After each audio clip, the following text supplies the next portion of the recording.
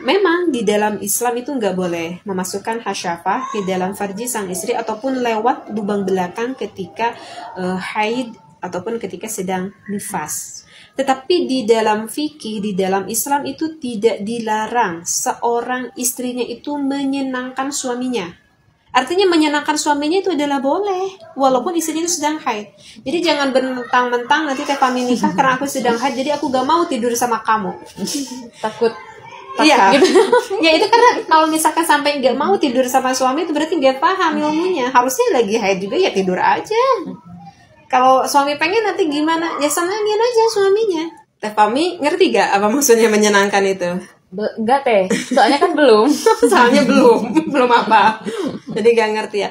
Jadi maksudnya istrinya itu bisa menyenangkan suaminya. Artinya itu ya suami itu ketika istrinya sedang haid bahkan bisa suaminya itu sampai inzal. Artinya inzal bisa sampai suaminya itu keluar. Seperti itu. Jadi yang nggak dibolehkan itu hanya memasukkan hasyafat ke dalam farji sang istrinya ataupun lewat lubang belakang, itu udah jelas haram ya. Jadi kalau misalkan menyenangkan suaminya sampai suaminya itu inzal itu boleh, nggak ada larangan. Caranya mengeluarkannya gimana? Maaf ya, ini ada di dalam keterangan kitabnya, maaf sekali akan saya ucapkan. Misalkan mengeluarkan dari suaminya itu misalkan digunakan dengan tangan istrinya, itu bisa. Ataupun maaf ya, di dalam keterangan juga bisa misalkan menggunakan kedua belah dada istrinya misalkan sampai keluar. Itu nggak apa-apa. Di dalam hukum fikih itu diperbolehkan sampai sang suaminya merasa puas, istilahnya seperti itu.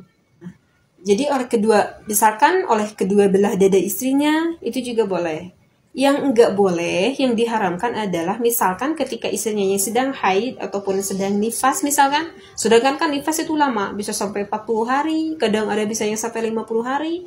Dan suaminya itu udah gak sabar banget misalkan. Sehingga sang suaminya itu maaf sekali mengeluarkan dengan dirinya sendiri. Kan kalau mengeluarkan dengan tangan suaminya sendiri itu kan dikatakan dengan onani. Itu adalah hukumnya haram, nggak boleh. Tapi kalau misalkan dilakukan dengan tangan istrinya itu bukan onani namanya. Dan itu adalah hukumnya boleh. Dan mungkin saja nggak semua pendengar juga nggak sampai tahu sampai ke sini. Seperti itu. Ibaratnya seperti itu.